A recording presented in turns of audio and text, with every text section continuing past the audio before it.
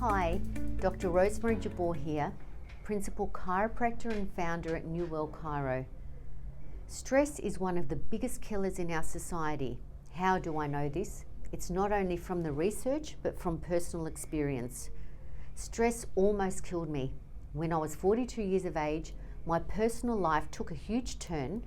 A combination of personal and business stress was coupled with an as yet undiagnosed underlying health condition brought on a heart attack. I went to bed feeling unwell. I thought I had indigestion, however it would not subside. Throughout the night, I was feeling hot and flushed and then had bouts of cold sweats. I could not swallow, felt abdominal pain, nausea, and felt like an elephant was actually sitting on my chest, and found it difficult to breathe. The left side of my face became numb, and so did my left arm. As I tried to get out of bed to go to the bathroom, I collapsed on the floor and was paralyzed and could not move. I could see my mobile phone on the charger in the corner of the room, but I could not get to it to call for help. So I stayed on the floor, and I think I fell asleep, as I couldn't remember anything after that. This would have been at about 1 a.m. At 7 a.m, I came to and struggled to get myself off the floor, got dressed and went to work. After all, I had patients all day and I had to be at work on time. At what time? That time the PA was holidaying overseas, and so I was running the whole practice on my own. There was no way I could contact anyone to reschedule any patients. So I went to work. The chest pain was still there, along with the shortness of breath.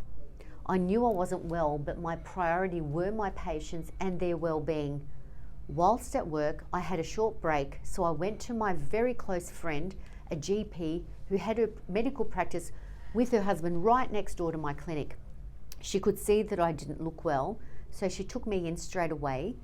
The ECG showed unusual results, and so she wanted to immediately call an ambulance. I hesitated as I said I had a few more patients to see in the next 10 minutes. Then I would call the ambulance.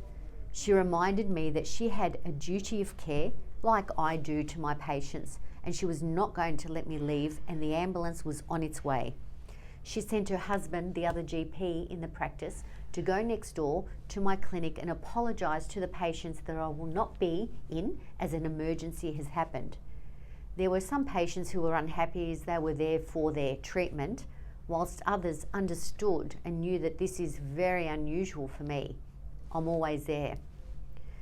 I was admitted into hospital, and the whole way I was having minor attacks. It was touch and go for a while there. I got much worse very quickly. Thank goodness for my GP friends insisting I go straight to the hospital.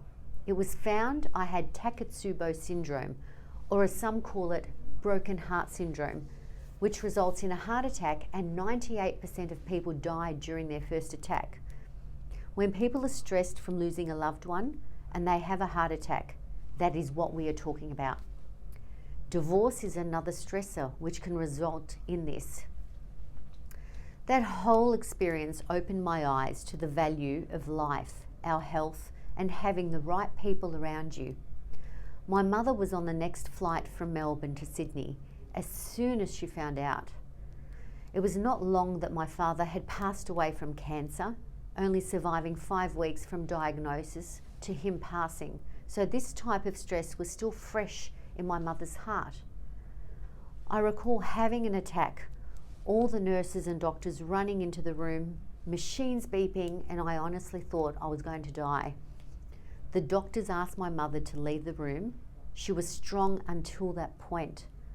I heard her crying outside and begging the doctors to please save her little girl.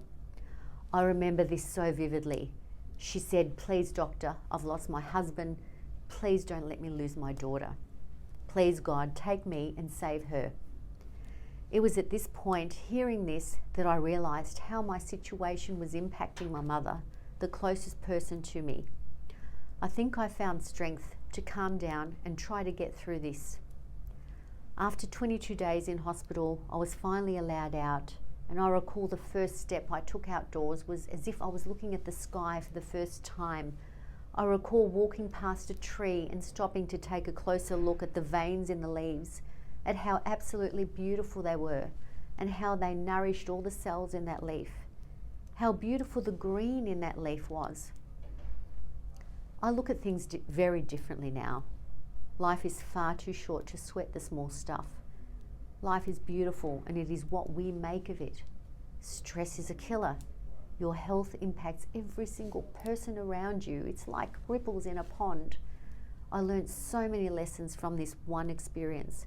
I learned who my true friends and family are. I realized that those friends were more family than some of my own family. I hope you take something away from this story, as I took a great deal out of this experience. It was life-changing for me. Dr. Rosemarie Jabbour.